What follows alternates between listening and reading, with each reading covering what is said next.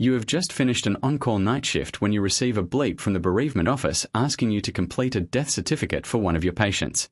You knew the patient well and had verified his death during your previous night shift. Your shift has now finished, and you will not be in work for the next 2 days. Choose the 3 most appropriate actions to take in this situation. A. Bleep another member of your team who knew the patient and ask them to complete the certificate. B. Call the ward sister and ask her to find a member of the team to complete the death certificate. C. Complete the death certificate during your next shift. D.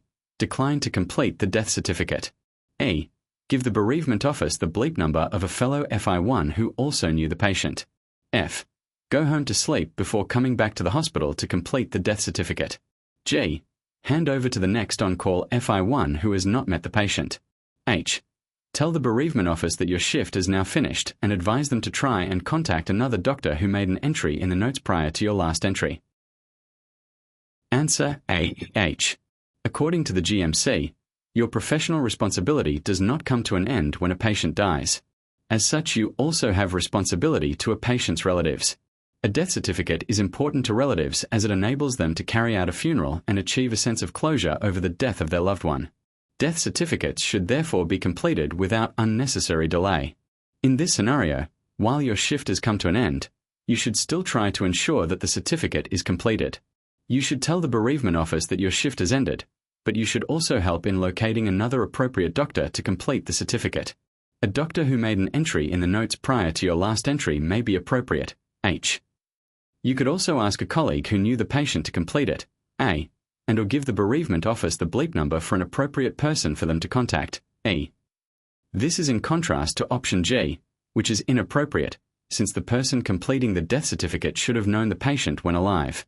It is not the responsibility of the ward sister to find a doctor, as in option B, simply declining to complete the death certificate is inappropriate as it does not offer a solution. D. And waiting until your next shift, as in option C, would cause an unnecessary delay. Option F would ensure that the certificate is completed in a timely manner. However, you should not be required to come back to work during your scheduled time off. You are an FI1 working on a stroke ward caring for a patient who has recently had a hemorrhagic stroke. As a result of the stroke, your patient requires feeding through a nasogastric (NG) tube. When you arrive at work, one of the nurses informs you that the patient has not been fed through his NG tube because it was in the wrong place. You remember checking the chest X-ray and documenting that you thought it was safe to feed. On further investigation, you discover that the radiology registrar telephoned the ward after you left work telling them to remove the tube.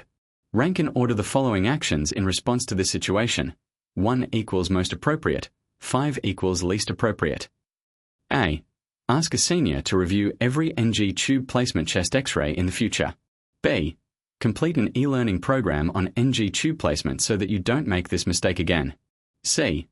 Ensure the tube has been removed from the patient and check that he has not come to any harm. D. Ignore the situation as no harm came to the patient. E. Inform your clinical supervisor of the near miss and ask him for advice. Answer C, E, B, A, D. Near-miss events are a valuable opportunity for learning and problem identification.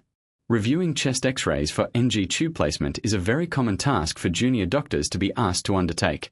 Feeding through an incorrectly placed NG tube is a never event and has the potential to cause serious harm and even death. Your first priority is to ensure that the patient is out of danger. C. Following this, you must assess the situation and establish an action plan. The best course of action would be to seek help from a senior colleague. E. They will be able to offer advice. It may be that all the junior doctors in the trust require further support with the topic, in which case training could be scheduled. Ignoring the situation, D, is the least appropriate option, as by doing so you are not preventing the issue from occurring again in the future, and you have not ensured that your patient is safe.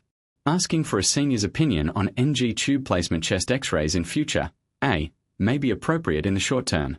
However, you must develop as a doctor and take on a level of responsibility appropriate for your position by learning to do this yourself. Completing a personal learning program covering NG tube placement, B, could be an appropriate course of action. However, this would not help identify whether this issue was widespread or not.